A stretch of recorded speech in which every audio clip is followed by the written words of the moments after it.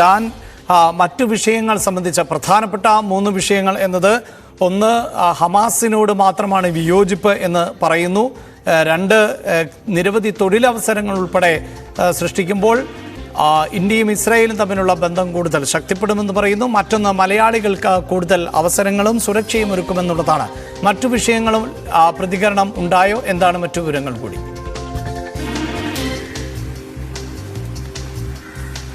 അഭിലാഷ്, തീർച്ചയായിട്ടും ഇന്ത്യയുമായി പതിറ്റാണ്ടുകളായി നിലനിൽക്കുന്ന നയതന്ത്ര രംഗത്തടക്കം നിലനിൽക്കുന്ന ബന്ധത്തെക്കുറിച്ച് അവർ വളരെ ഊന്നിത്തന്നെയാണ് നമുക്ക് നൽകിയ അഭിമുഖത്തിൽ വ്യക്തമാക്കിയിരിക്കുന്നത്. അവർ പ്രധാനമായി എടുത്തു പറയുന്നത് ലോകത്തിന് തന്നെ മാതൃകയാക്കാൻ കഴിയുന്ന തരത്തിലാണ് ഇന്ത്യ ഇസ്രായേലുമായി വളരെ ദീർഘവർഷങ്ങളായി കാത്തുസൂക്ഷിക്കുന്ന ആത്മബന്ധം.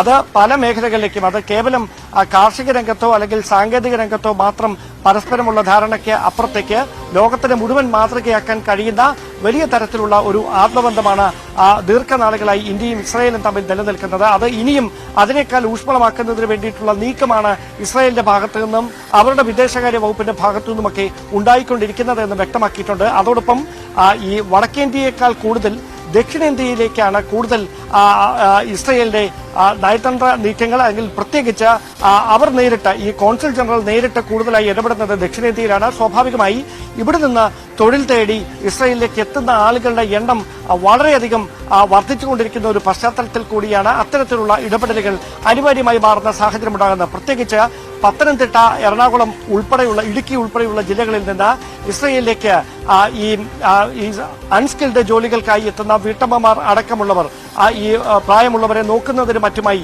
വലിയ ശമ്പളത്തിൽ ഈ ഇസ്രായേലിലേക്ക് എത്തുന്നവരുണ്ട്. അവർക്ക് അവിടെ സുരക്ഷ ഉറപ്പാക്കുന്നതിന് വേണ്ടിയിട്ടുള്ള നീക്കങ്ങൾ നേരത്തെ തന്നെ ആരംഭിച്ചിട്ടുണ്ട്. ഈ വലിയ സുരക്ഷാ പ്രശ്നങ്ങൾ നിലനിൽക്കുന്നതിനിടയിലും ഇന്ത്യയുടെ ഭാഗത്ത് നിന്ന് അവരെ തിരികെ നാട്ടിലെത്തിക്കാനുള്ള ശ്രമമുണ്ടായിട്ടും അവർ അതിനോട് വിയോജിപ്പ് പ്രകടിപ്പിച്ച് ഇസ്രായേലിൽ തന്നെ തുടരുന്നത് അവരുടെ രാജ്യം ഈ ഇന്ത്യൻ പൗരന്മാർക്ക് നൽകുന്ന സുരക്ഷ ഒന്നുകൊണ്ട് മാത്രമാണ് എന്നും ടാമി ബെൻ വ്യക്തമാക്കിയിട്ടുണ്ട്. എന്തായാലും ഇനി വരുന്ന ഗവൺമെന്റിൽ നിന്നും, അതായത് ഇനി ഇവിടെ അധികാരത്തിൽ എത്താൻ പോകുന്ന ഗവൺമെന്റിൽ നിന്നും സമാനമായ സഹകരണം തന്നെയാണ് ഇസ്രായേൽ പ്രതീക്ഷിക്കുന്നത്. ആ പ്രതീക്ഷ മുന്നിൽ വെച്ചുകൊണ്ട് തന്നെയാണ് ബെഞ്ചമിൻ നെതന്യാഹു വൈകാതെ ഇന്ത്യയിലേക്ക് സന്ദർശനത്തിന് എത്തിയേക്കുമെന്ന സൂചന കൂടി അവർ പറഞ്ഞു വെക്കുന്നത്.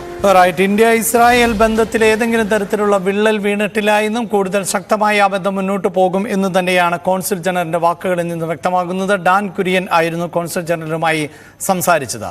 മറ്റു വാർത്തകൾ ഇടവേളയ്ക്ക് ശേഷം.